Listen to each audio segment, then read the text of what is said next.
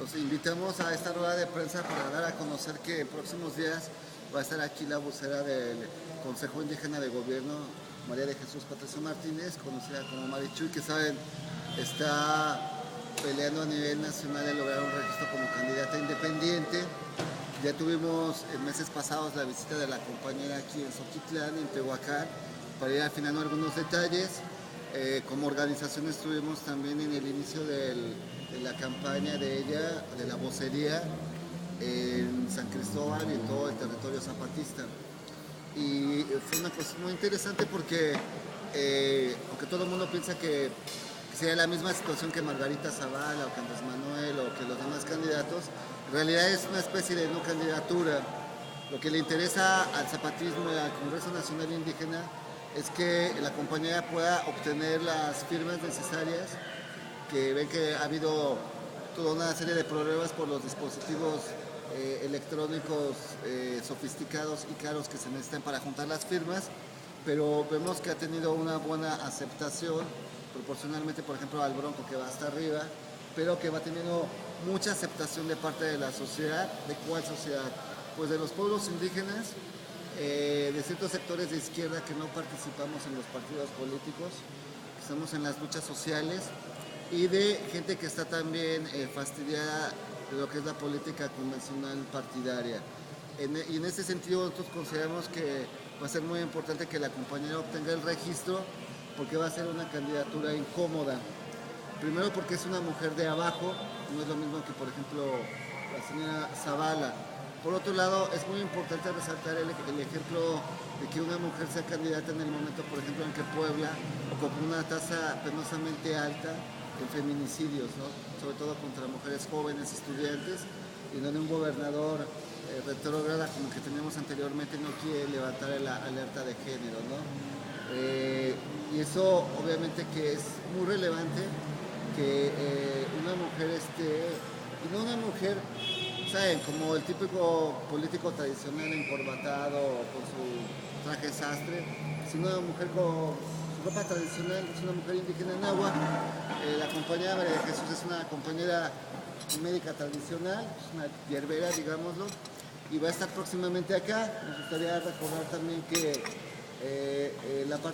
una parte de la candidatura está cobijada por el Ejército Zapatista de Liberación Nacional, que mucha gente ya lo daba por muerto, y queremos recordar que de alguna manera tuvimos en 1999 la consulta zapatista, que en esos años definió el carácter que la ciudadanía mayoritariamente le exigió al zapatismo, transitar por la vía política y no por la vía armada.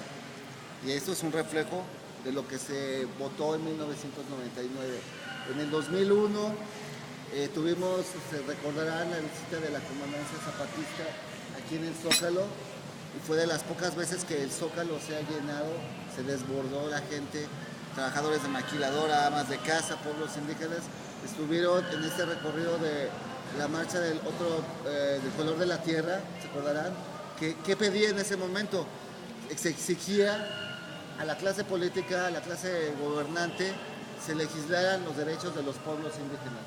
Todos los partidos políticos, incluyendo la izquierda electoral, que en ese tiempo era el PRD, traicionaron a los pueblos indígenas e hicieron una reforma indígena donde no se reconocieron los derechos a la autonomía de los pueblos indígenas.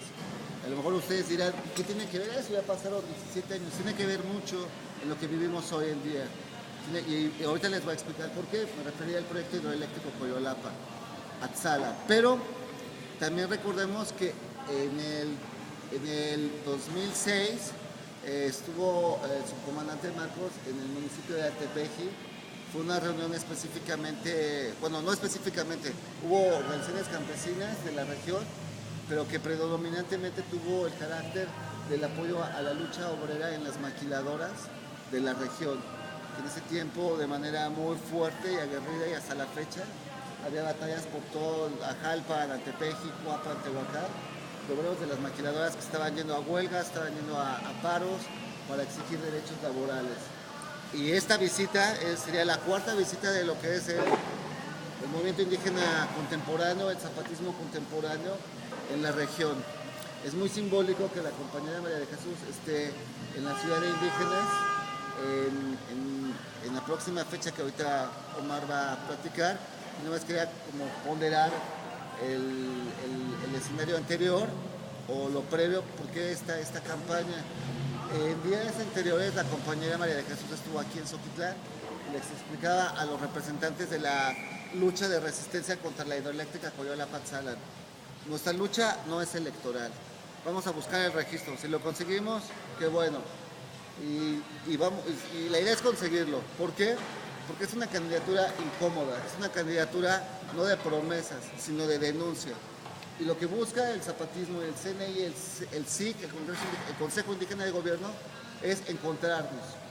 O sea, en el viaje que hicimos a la selva en días pasados y en lo que va a haber, va a quedar muy evidente que el zapatismo está muy informado de lo que está pasando con la lucha de resistencia del proyecto hidroeléctrico Coyola-Patzalan. Lo que nosotros obviamente sabemos, que la visita de la compañera es un reforzamiento a los compañeros de Coyolapa, de Ostopulco, de Pozotitla, de Tlacotepec, de Díaz y de las demás comunidades que están en resistencia contra el proyecto hidroeléctrico Coyola-Patzalan. Esto es también un mensaje para Minera Autlán, para que vea que los pueblos indígenas nahuas que están en lucha no están solos, que hay decenas y centenas de movimientos en la Sierra Norte, en Oaxaca, en Chiapas, en todo el país, contra los proyectos mineros, hidroeléctricos, eólicos. Yo hablaba del 2001, de la visita enorme concurrida que hizo el zapatismo ese año aquí en el Parque Juárez. ¿Por qué fue importante? Porque en ese tiempo vivimos la traición de la clase política y no se reconocieron el derecho a la autonomía. ¿Por qué? Porque el poder político y económico sabía que años después vendría la reforma energética que iba a entregar lo que queda del país a las empresas para destruir la madre naturaleza, los territorios, despojar de los territorios a quienes. A nosotros no porque estamos en la ciudad, sino a los pueblos indígenas como la gente de Pozotitla, porque ambicionan su agua. Por eso no se hizo la reforma indígena. Por eso ahora nuevamente el zapatismo sale y mucha gente desde la izquierda electoral se rasga las vestiduras y dice, pues van a restar votos. Esa candidatura es de Salinas, los zapatistas son un producto de Salinas. Pues es absolutamente una falacia porque saben que precisamente el levantamiento zapatista ocurrió con Salinas para decirle vamos a entrar al Tratado de Libre Comercio y están mandando a los pueblos indígenas al exterminio. Vemos las políticas, por ejemplo, de los vendedores ambulantes en todo el país, la gentrificación de las zonas de la ciudad para los centros comerciales, el desplazamiento de las poblaciones. Precisamente lo que en el 2001 los zapatistas sabían que iba a pasar y nosotros no lo sabíamos tal vez del todo, ahora nos queda muy clara la película. No se decretó el derecho a la autonomía porque años después, con el regreso del PRI y lo que ya había trabajado el PAN, abonando en ese sentido con los permisos mineros, vendría una embestida muy fuerte. Acuérdense que Salinas destruyó el artículo 27 constitucional, que era un pilar de la Constitución mexicana. Se acordarán que siempre de lo poco que nos enseñaron de la primaria era que la educación, el derecho al trabajo, el derecho a la tierra y la soberanía eran pilares básicos del constituyente de 1917. Ese constituyente ha quedado totalmente desdibujado, ha sido destruido, por eso se le negaron los derechos a los pueblos indígenas. Por esa razón, años después, ahora para el 2017-2018, el zapatismo del Congreso Nacional Indígena está lanzando a un consejo, porque no solamente es la compañera, sino hay un consejo indígena de gobierno, que ante la sorpresa de muchos y la condena, y vemos, así como hemos visto los comentarios de mucha gente de Tehuacán que dice de las canasteras, que se regresen a sus pueblos, que ya no somos un pueblote, mucha gente dice, esa señora María de Jesús se ponga a trapear, que se ponga a barrer, ¿no? Se parece a la que trapea en mi casa, ¿no? Vemos el desprecio enorme de una sociedad mexicana que se sigue avergonzando de su piel morena, que se sigue avergonzando que sus abuelos vinieron de Vicente Guerrero, que vinieron de la Mixteca, etcétera, de cualquier pueblo. Seguimos siendo un pueblo indígena y que precisamente la candidatura zapatista lo viene a poner muy fuerte.